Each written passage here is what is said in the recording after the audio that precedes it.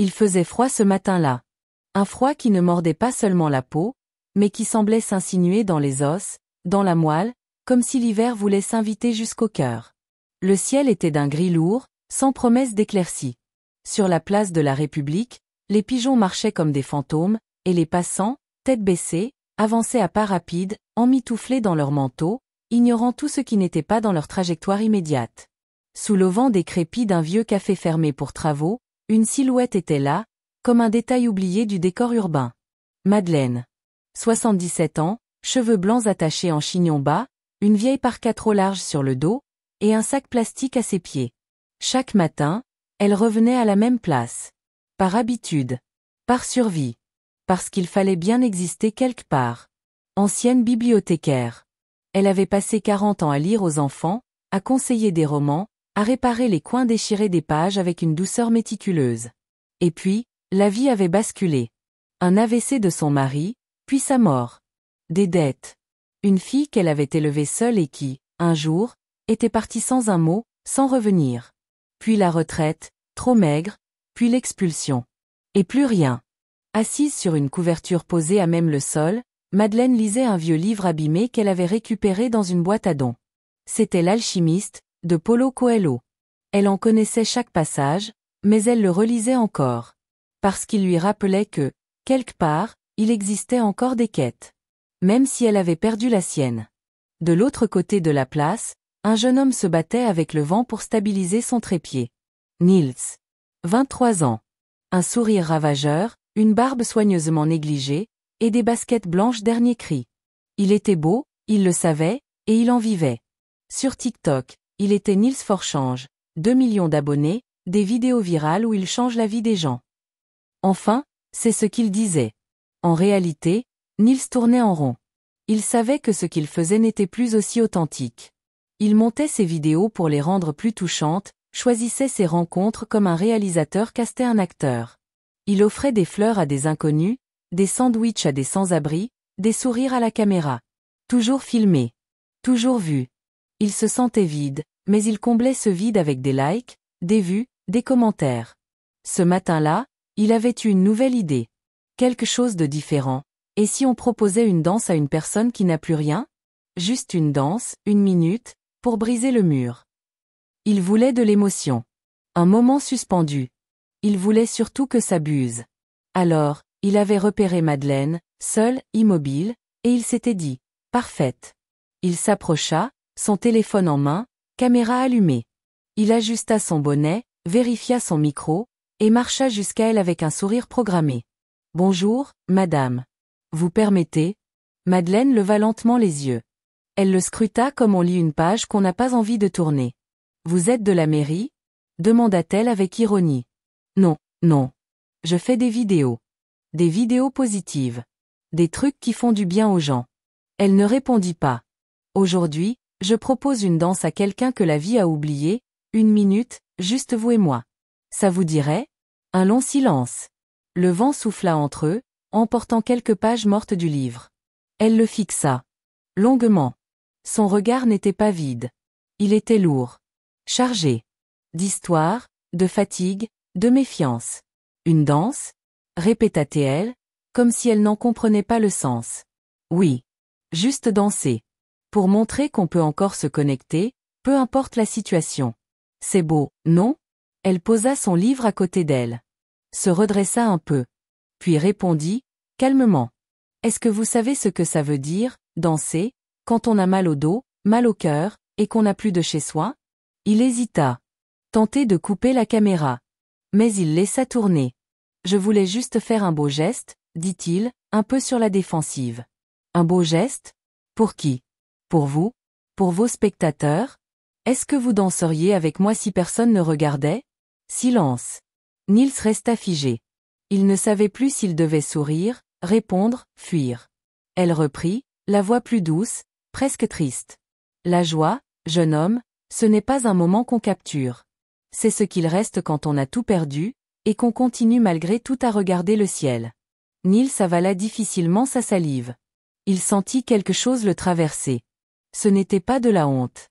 Pas encore. C'était plus confus, plus intime. Un miroir qui se brisait doucement. Je suis désolé, murmura-t-il. Ne soyez pas désolé. Soyez vrai. Elle replia son écharpe autour de son cou. Il recula lentement, la caméra toujours allumée, sans un mot de plus. Les bruits de la ville reprirent leur rythme. Personne ne semblait avoir remarqué la scène. Et pourtant, pour Niels, c'était comme si le temps s'était arrêté. Il s'assit sur un banc, de l'autre côté de la place. Pendant 10 longues minutes, il regarda les images qu'il venait d'enregistrer. Ce n'était pas ce qu'il avait prévu. Ce n'était pas instagrammable. C'était brut. Nu. Vrai. Et pour la première fois depuis longtemps, il se demanda, à qui je parle vraiment quand je filme? À eux? À moi? Ou à quelqu'un que je ne suis plus? Madeleine, elle, avait repris sa lecture. Un sourire léger, presque imperceptible, flottait sur son visage. Elle n'avait pas dansé. Non. Mais elle venait, sans le savoir, de faire vaciller un monde. Un monde d'images. Un monde sans profondeur. Un monde prêt à changer. Pendant 3 jours, Niels ne posta rien. Pas de vidéos, pas de stories, pas de tweets ironiques ou de réels bien montés. Il restait des heures devant son écran, le doigt figé au-dessus du bouton publier, incapable d'appuyer. Ce qu'il avait filmé avec Madeleine n'était pas comme d'habitude. Il n'y avait pas de transformation immédiate, pas de bisous dans l'air, pas de sourire de remerciement. Il y avait un mur. Une barrière. Et surtout, une vérité qu'il ne savait pas raconter. Le 4e jour, il craqua. Il posta l'extrait brut, sans montage, sans musique, sans transition. Juste lui, tendant la main à Madeleine. Et elle, la regardant avec ce mélange de douleur et de lucidité. Il ajouta une légende, simple. Je crois que je suis passé à côté de l'essentiel. L'effet fut immédiat. Plus d'1 million de vues en 24 heures. Mais cette fois, ce n'était pas lui qu'on applaudissait. C'était elle. Madeleine. Cette femme m'a cloué. Quelle dignité. C'est elle qu'il faut suivre. Dans les commentaires, les internautes demandaient son nom, son histoire, sa voix. On la comparait à une grand-mère de sagesse, à une survivante, à une philosophe du bitume. Et Niels, pour la première fois, ne se sentit pas jaloux d'être éclipsé. Il se sentit soulagé. Comme s'il avait enfin permis à quelqu'un d'autre d'exister en pleine lumière. Le lendemain, il retourna sur la place. Elle était là. Même manteau, même sac plastique, même livre. Comme si rien n'avait changé. Mais dès qu'elle leva les yeux et qu'elle le vit s'approcher, un soupir discret lui échappa. « Vous êtes revenu avec votre caméra ?» dit-elle, sans amertume, mais sans chaleur. « Non. Elle est dans mon sac, mais, elle ne tournera pas aujourd'hui. Pas si vous ne le voulez pas. » Elle l'observa, sceptique. Puis elle fit un geste du menton vers la place vide à côté d'elle. « Asseyez-vous. On verra. » Il s'exécuta. Un long silence s'installa entre eux. La ville bruissait autour. Des voitures, des cris d'enfants, une cloche d'église au loin. Mais entre eux, il n'y avait que le silence. Dense. Profond. Puis elle parla. « Pourquoi êtes-vous revenu ?» Il prit son temps. « Parce que vous m'avez renvoyé à quelque chose que je ne voulais pas voir. Ce que je fais, ce que je suis devenu. Je crois que j'ai passé les dernières années à mettre en scène la bonté plutôt que de la vivre. » Elle tourna lentement la tête vers lui. « La bonté, ce n'est pas une performance. C'est une responsabilité. Elle ne se montre pas. Elle se donne. En silence, souvent. » Il acquiesça, les yeux baissés. « J'ai grandi avec l'idée que la visibilité, c'était la clé. Plus on me voyait, plus j'existais. Et puis, je vous ai rencontré. Et je me suis sentie minuscule. » Elle eut un petit rire. Pas moqueur. Un peu triste. « Vous n'êtes pas minuscule. Vous êtes jeune. Et la jeunesse, aujourd'hui, croit qu'il faut crier pour être entendu. Mais certaines vérités n'ont besoin que d'un murmure. » Il resta silencieux. Puis, il osa. « Racontez-moi. Si vous acceptez. Pas pour un poste. Pas pour ma chaîne. Juste pour moi. » Elle hésita. Puis elle commença à parler. De sa fille. Emma. Partie sans laisser d'adresse après une dispute sur des choix de vie. Elle parlait d'elle comme on parle d'un organe qu'on a dû retirer, avec douleur, mais avec pudeur. De son métier de bibliothécaire. Des enfants qu'elle avait vus grandir, de leur sourire quand elle lisait à voix haute, du silence sacré d'une salle pleine d'ados suspendus à une histoire. De son mari. Mort trop tôt. Et du jour où elle avait fermé la porte de leur appartement pour la dernière fois, le cœur en cendres. Il l'écoutait sans interrompre. Sans hochement de tête forcé. Il écoutait pour de vrai. Il découvrait qu'écouter, c'était autre chose que laisser parler. C'était laisser entrer. Elle lui demanda à son tour. « Et vous? Qui êtes-vous quand la caméra est éteinte ?» Il hésita. Puis il répondit. « Un garçon qui a peur qu'on l'oublie. Alors il parle tout le temps. Il crée. Il brille. Mais au fond, il ne sait pas s'il est aimé pour ce qu'il est ou pour ce qu'il affiche. » Elle hocha lentement la tête. La peur de disparaître est universelle. Mais certains apprennent à disparaître en paix. À laisser une trace dans les cœurs, pas dans les chiffres. Il sentit ses yeux picoter. Il détourna le regard. Il avait honte de pleurer devant elle. Mais elle posa doucement sa main sur la sienne. Un geste simple. Rien de spectaculaire. Mais un geste qui disait « Tu es humain ». Et c'est assez. Un long silence les enveloppa. Un silence lourd, mais pas pesant. Un silence habité. Puis elle dit « Tu veux vraiment changer les choses, Niels? Pas juste ta façon de filmer. Ta façon d'être ?» Il acquiesça. Alors commence par raconter les histoires sans vouloir les posséder. Deviens le passeur. Pas le héros. Il hocha la tête. Cette phrase s'imprima dans son cœur comme une encre indélébile. Ce soir-là, il ne posta rien. Il n'enregistra pas. Il ne parla pas à sa communauté. Il ouvrit son ordinateur. Et pour la première fois depuis des années, il écrivit. Pas un script. Pas une légende. Un vrai texte. Un récit. Il l'intitula. Ce qu'elle m'a appris. Le lendemain matin, quelque chose avait changé. Pas dans le ciel, il était toujours gris. Ni dans le vent toujours aussi froid. Mais dans les yeux de Niels, il y avait une lumière nouvelle. Une lumière plus calme. Moins éclatante. Plus douce. Comme celle d'une bougie qu'on protège du vent. Il avait passé la nuit à écrire. Et pour la première fois depuis longtemps, il n'avait pas pensé à l'algorithme. Il avait écrit pour comprendre. Pour guérir. Pour honorer. Le récit s'appelait toujours ce qu'elle m'a appris, mais à mesure qu'il avançait, il comprenait que ce n'était pas seulement un texte, c'était un tournant. Ce matin-là, il retourna sur la place. Non pas avec un téléphone à la main, mais avec 2 cafés chauds dans un sachet en carton, et une couverture propre qu'il avait achetée la veille. Quand il arriva, Madeleine lisait comme toujours. Mais cette fois, quand elle leva les yeux, elle sourit. Un vrai sourire. « Je commençais à croire que tu ne reviendrais pas, » dit-elle. « Je ne pouvais pas ne pas revenir, » répondit-il en lui tendant un café. « Et j'ai quelque chose à vous montrer. » Elle prit la tasse avec précaution. Le gobelet en carton était tiède, presque brûlant pour ses doigts frêles, mais elle le garda entre ses mains. Il la réchauffait. Il sortit de son sac une enveloppe Kraft. « C'est un texte.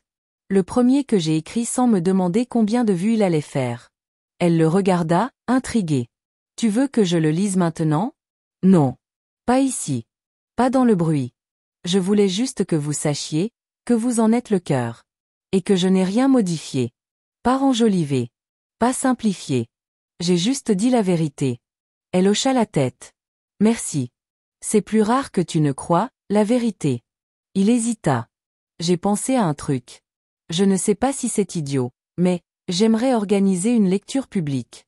Pas de caméra, pas de show. Juste, des mots. Un cercle de gens. Et vous? Pour lire ce texte avec moi. » Elle recula légèrement, surprise. « Moi? Tu veux que moi je parle devant des gens? Vous n'êtes pas obligé. Mais, vous avez une voix, Madeleine. Et elle mérite d'être entendue. » Elle resta silencieuse un long moment. Le vent s'était calmé. Même les pigeons semblaient s'être arrêtés de bouger. Puis elle murmura. « Tu sais que je n'ai pas parlé en public depuis plus de 20 ans? La dernière fois, c'était pour lire Le Petit Prince à une classe d'enfants. Mon mari était au fond de la salle. Il m'a souri pendant tout le chapitre. Ses yeux brillèrent, mais elle ne pleura pas.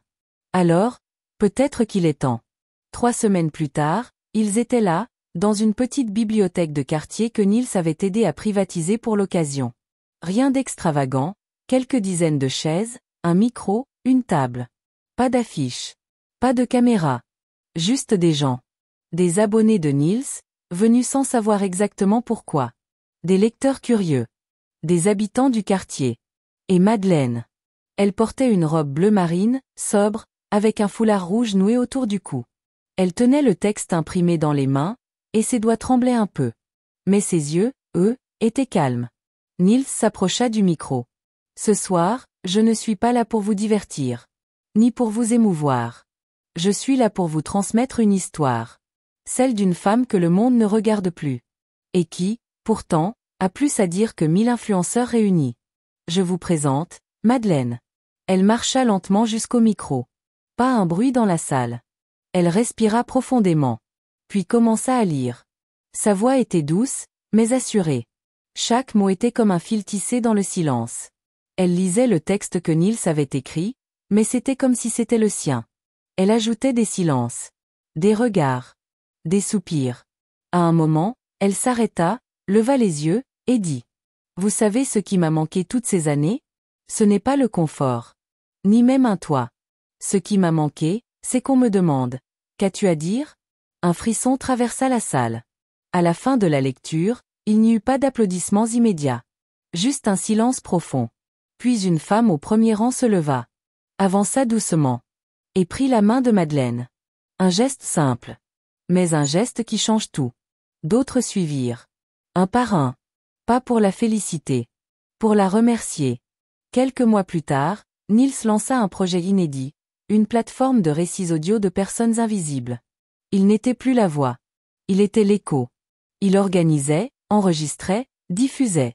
Et chaque histoire était racontée par celui ou celle qui l'avait vécue. Madeleine, elle, avait accepté de donner une série de lectures dans les écoles. Pas pour raconter sa misère. Pour transmettre sa force. Elle ne vivait toujours pas dans un palace. Mais elle n'était plus seule. Des gens lui écrivaient. Des enfants lui demandaient des conseils de lecture. Elle recommençait à exister. À sa manière. Dans la dignité. Un jour, alors que Niels lui rendait visite, elle lui tendit un petit carnet noir. C'est pour toi. Ce sont mes pensées. Des années de silence. Tu en feras ce que tu veux. Moi, j'ai fini de me taire. Il le serra contre lui. Merci. Et elle sourit, cette fois sans tristesse. Ce n'est pas moi que tu dois remercier. C'est toi, d'avoir osé changer. Il la regarda. Puis, en silence, il lui prit la main. Il n'y avait pas de musique, pas de lumière de studio. Juste eux. 2 générations, 2 solitudes, 2 cicatrices. Et au milieu, un geste. Un lien. Un miracle ordinaire.